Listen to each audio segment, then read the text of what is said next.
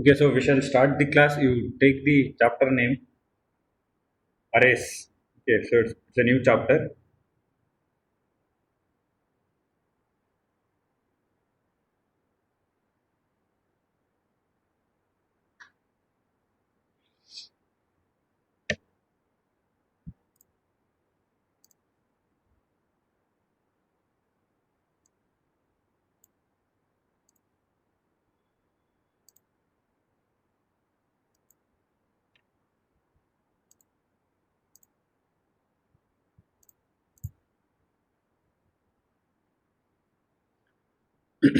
Okay, so here array definition is it is a structured collection of elements with same name and same type. So whenever we call the word array, so what we can consider is like collection or list or group. We can say it's a collection of things or group of things or list of things. So that becomes an array. And one more concept is there for collection or list or group, that is called structure. That is the next chapter. So there is a difference between arrays and the structure. So first we will discuss about arrays. So it's a collection of elements. So collection of items. It can be anything like collection of textbooks or collection of vehicles, anything. Okay. Collection of things with same name and same type. So whenever we collect the things, you see that it belongs to the same type. So if suppose if I say collection of textbooks, so you have to mention there like collection of which subject textbooks. Okay, then we can say that is an array. Simply if you say collection of textbooks, that we cannot call it as an array. We can call that as a group of textbooks and we can call textbook array. But if I want to specify any subject, like if I say computer science textbooks, collection of computer science textbooks means that is array. And you have to, when you collect the books and put it in a box or in a wrapper or anything, like if you name it, if you put a label on that, then that is the name given for that collection. So it is a collection, structured collection of elements with the name and type. So I have to mention both name and type for the collection. Okay. So all the elements in that particular collection or group should belongs to the same name. Say for example, if you are packing some items like say like pens, okay. So in case if you pack like three pens and three pencils in one packet, then that is not called as collection because so if you take three items which belongs to the type pen, if you take another three items which belongs to the type pencil, so though that list is not called as an array. So when you collect the things, all the items in that collection or group should belongs to the same type and same name. Okay. So whenever we collect the items, so if at all if you're considering it as a list, then we have to indicate the particular element by some means. Okay, so that is called as subscript. Okay, so in programming language it is called as subscript, or we can call it as an index. So index or subscript. Okay, that means we have to find out the particular element by some means. Okay, with some reference identity. Okay, the subscript or index means the position of each element in an array. Okay, it is enclosed in brackets. So here you need not call it as square brackets, you just call it as brackets with array name. So you have to write the array name plus square brackets that indicates the position of the element present in that array. That is nothing but a subscript, technical term subscript or index. Okay, so here I have taken the example of array with respect to programming language. So we will see what it is.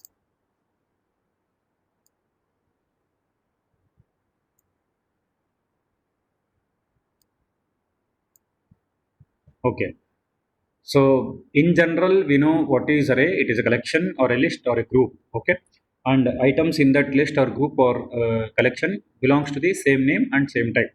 So when it comes to the programming language, how we can understand, let us see. See, you look at this diagram. So when you consider the variables, so when you declare the variables, so whether it's of type int, float, char or double, so whatever the type it is, but those variables can store single values. You look at this diagram, left side, example of variables, that is variables are nothing but identifiers which stores a value, which stores single value. So for example, if you consider this variable a, b, c, d, in a, if you are storing one value, and if next time if you are assigning different value, so that the previous value will be replaced. It will not be added, it will be replaced. So that only one value can store at a time. So in these variables, you look at the memory representation also, I have put only one box for that. Okay, that means it can hold one value at a time. So A, B, C, D and E, okay, for these variables. Okay, but if I want to store more than one value by referring to the same name, okay, so then you have to go for an array. I hope you people can you're understanding. Okay, if you want to store more than one value by referring to the same identifier, okay, if you consider the example of variables here in this particular diagram on the left side, all the variables or all the identifiers can store one value. So if I want to store another value in that, if I want to store another value in A, if you try to store, it will replace, but I don't want to replace, it should add in the sense, not like if I say 10 and 20, not 10 plus 20, after 10 I should see 20 also, like that it should store in memory. So in that case you have to consider the array concept. Okay, you look at this diagram example of array, that is array is also called as an identifier which store more which can store one or more values. Okay, now let us consider the example. Okay, so let us consider the array A. So A is nothing but an identifier, array name. Okay, uh, further in further topic we have how to declare a array and all, syntax example and all. Before that we should know how it is represented in memory. So let us consider the array A which stores which stores, sorry, which can store, it is some printing mistake is there, which can store integer values. Okay, so whenever you store the values in a computer memory and making it as a list, so you see that all the elements will belongs to the same type. If you are storing integer values in one particular place, then don't put floating point number in that. If you are storing floating point numbers, don't put integer values in that or character values. So if you store all values of the same type, then that is called as an array, because the definition of array says collection of elements with same name and same type. So here we will consider all the values which belongs to this particular memory will be of type integer. So let us consider array A which can store integer values. So you look at this memory representation, you just compare with the variables which can store single values. Okay, so here if I want, in the left side of the image, if I want to store 5 values, I'm using 5 different variables. Okay, if you are observing here, A, B, C, D and D, 5 different variables for storing 5 values. But if you consider the array concept, we can store all the values by referring to one name. So you look at the array name A. So A is also called as variable and it is also called as array. So by using only one variable, you can store all the 5 values. These all 5 values will belongs to the same name, that is A. Okay. So in this case, see, if you are storing more than one value in the same variable, then we should know how to refer to that values, because you look at the example where uh, only single value is storing in the variables, then you can easily identify. So if you want to refer to the value which is stored in variable A, you can just say A. Okay, if you want to refer to the value which is stored in variable B, you can just say B. But in case of array, so if you just write A, then it will not display the value, that is value stored in particular location. So 1 minute, I will tell you how it is.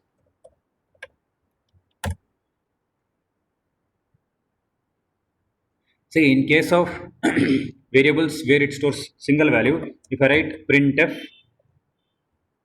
%d A, okay, so in this case what happens, so it will display the value present in A. Okay, then if you say printf, so %d B. Okay, so in this case it will display the value present in B. But when you consider variable A as an array, okay, if you consider variable A as an array, so in this case what happens, it stores more values, more than one value.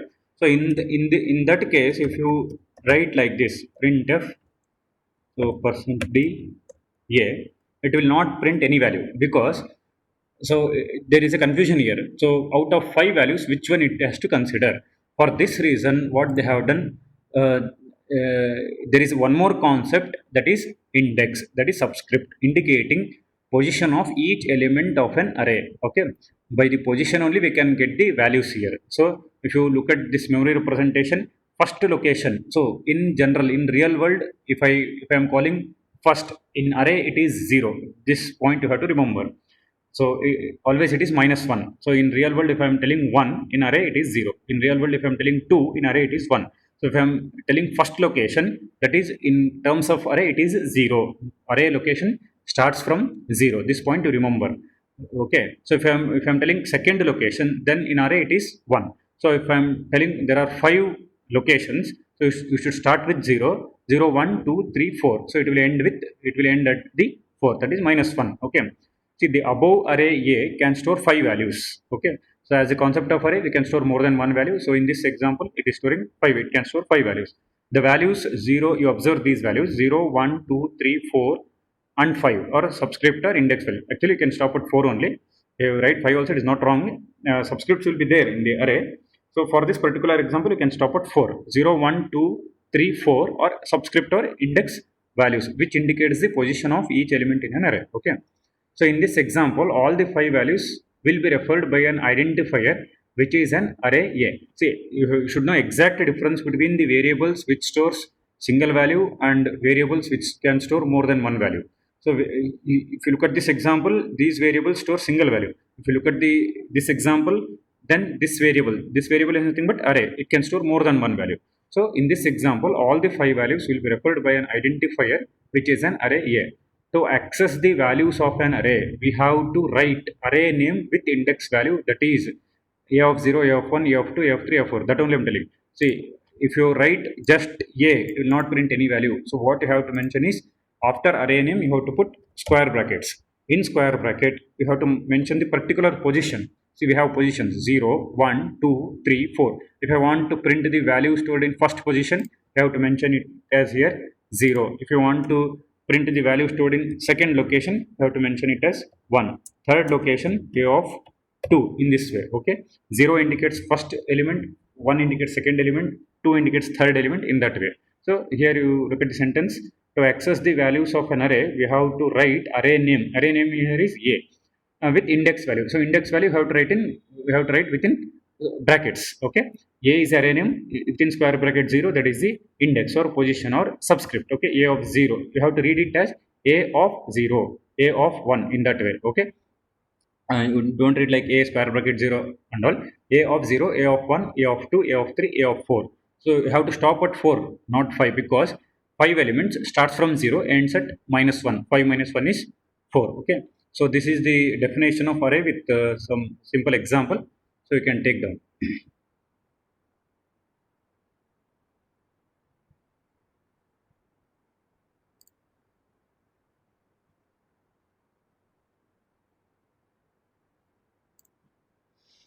So write the definition, example with diagrams. So if you come across any doubts, you can ask.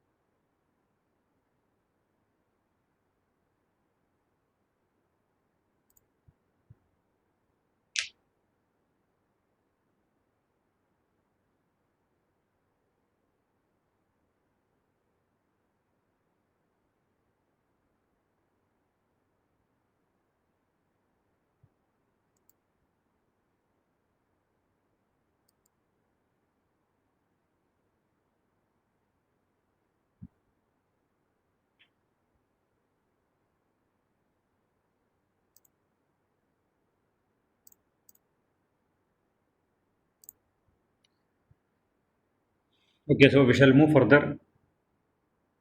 So here we have the properties of subscript, or we can call it as index. Okay.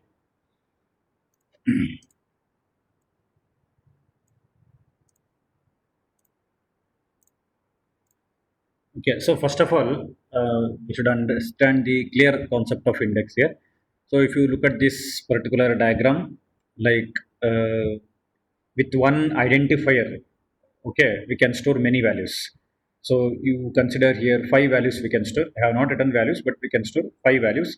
All the five values will be referred by one identifier, that is a, that is called as array. Okay. So identifier is a general term. You can apply to variable or a constant or an array or a function or a structure or a class or an object, anything. Okay.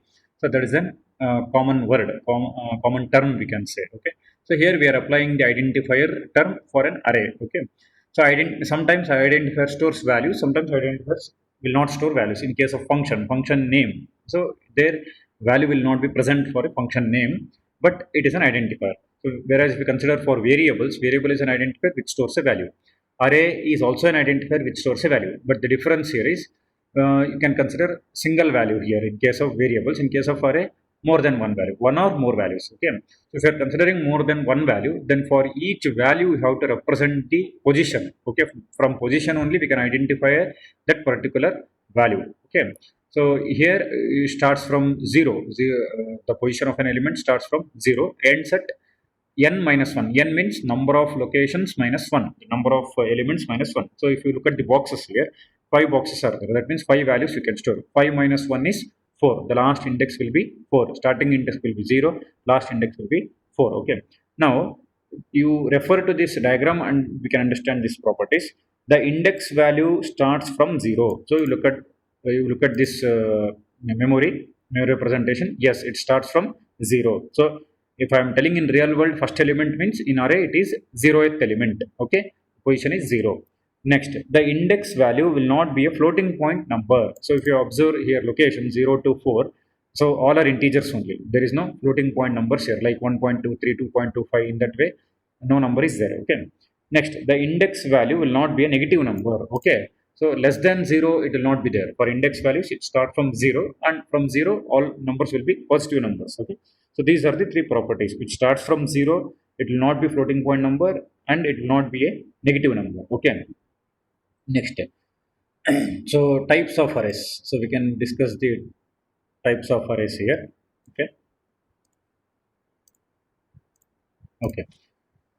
So there are three types of arrays: one-dimensional array, two-dimensional array, multi-dimensional array. Okay, so whenever we are telling collection of elements, and when we display the elements on the screen or on the paper and all, so we can refer by dimension. So I hope you people know the meaning of dimension. Okay, like if you consider the mathematics concept, so graphs concept, x-axis, y-axis. So x-axis is one dimension, y-axis is another dimension. Okay. So here we can consider one dimensional array. Okay. Next, two dimensional array and multi-dimensional array. Okay. So we will see the definition of one dimensional. So one dimensional array is a collection of elements. So this is common thing. So whenever we consider the word array, it is a collection. Okay. In addition to that, let us understand the difference between these three things. Okay. Collection of elements with same name.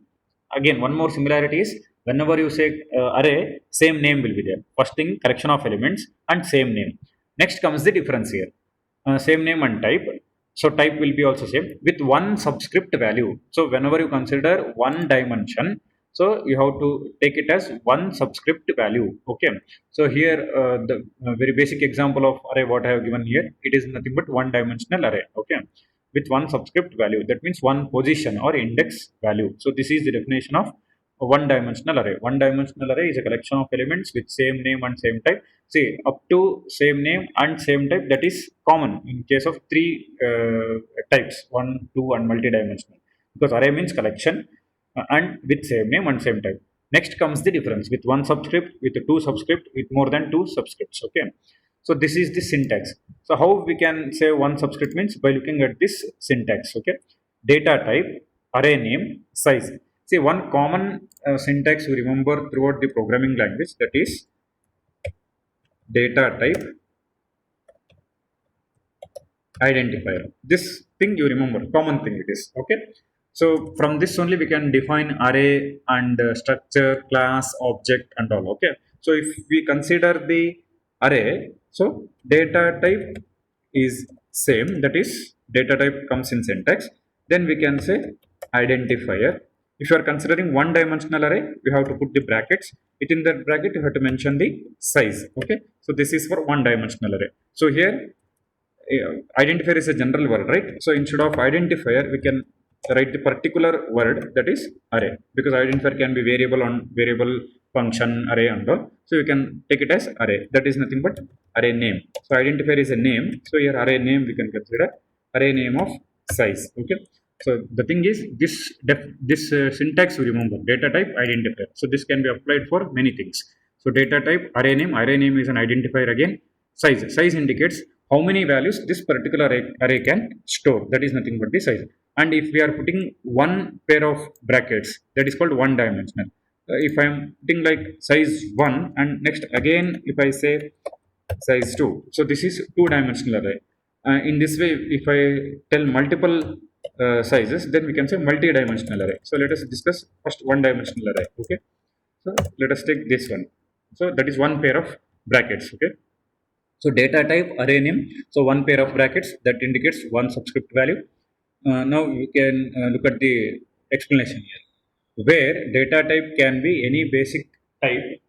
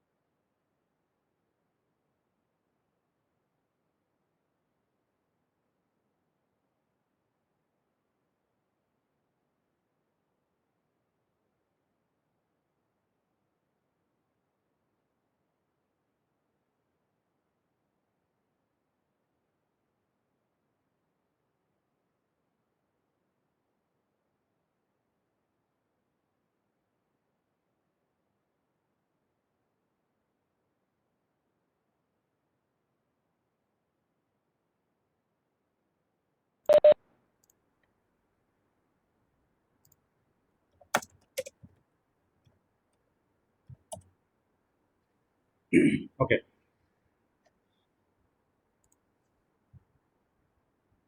So here we were discussing about one-dimensional array. So one-dimensional array is a collection of elements with same name and type with one subscript value. So how we can identify one subscript value means like one pair of square brackets will be there. Okay. So if you look at this two-dimensional array, you will come to know. Just I will show it and we can go back. So this, if you consider, there are uh, two pairs of square brackets. Okay. So from this we can identify one dimensional and two dimensional. So just a minute here. So size 1 and size 2. So this we can say it as row size and column size. So another way of writing row size and column size. So if we see like this, two subscripts, two pair of square brackets, then it is two dimensional. So one pair of square brackets, it is nothing but one dimensional. And if we can refer the element stored in array by one dimension, then it is called one dimensional. See here, one dimension we can understand it like already I said x-axis, y-axis. So if you consider in a row or in a column, not both. If you are considering in a row, that is fine. Or if you are considering in a column wise, that is fine. Vertical or horizontal, but not both. Okay. So one direction you have to consider either x-axis or y-axis. But for two-dimensional, both you have to consider. If at all, if I am telling coordinates, so you have to consider x-axis and y-axis. In case of one dimensional, one direction you have to consider either horizontal or vertical. Okay. So that so only we have to mention only one pair of square brackets. Okay. So in the syntax, where data type can be any basic type such as int, float, char or double. So these are the basic types: int, float, char or double, or derived types. So in data types we have three main categories: basic, derived and user defined. So you can consider all these basic types, or you can consider the derived types, or you can consider the user defined types. Okay. In place of data type, the array name is a valid identifier. So whenever you are writing array name, you should remember the identifier rules. So wherever you come across the identifier concept, then you have to remember the identifier rules and write. Okay. Size indicates the maximum number of elements that an array can store. So here, whenever we mention the size, it indicates how many maximum number of elements we can store in that array, and less number of elements we can store, but not more than that. So it is, so they are telling maximum number of elements that an array can store. Okay. So this is an example. Okay. So that is int is a basic type. A is an array. Square brackets indicates size, that is subscript. Okay. In that you have to mention the size. So if I am mentioning 5, so 5 elements you can store. If suppose if I am mentioning 50, so 50 elements you can store, and less than that also we can store, but not more than that. Okay. So int a of 5 indicates in this example the identifier a. So a is an identifier, you have to remember that. Identifier a is an array of type integer. Int means integer. So here you have to store only integer values. So you should not store floating point values because data type is int. So 5 values if you are storing, all the 5 values should belongs to int data type, that is integer type. Okay. And the size of an array is 5, that is the maximum size. Less than that also you can store. Similarly, you can create the array which is of type float, where you can store only floating point numbers. So it all depends on the data type what you give. If you give int, you have to store only integers. If you give float, you have to store only floating point values. So here B is an array of type float. Float means floating point number, and the size is 5. Okay. So B is an array, so it is also an identifier, and it's of type floating point number, and the size is 5. Okay. So now people copy from properties of subscript or index till the example 2. Okay.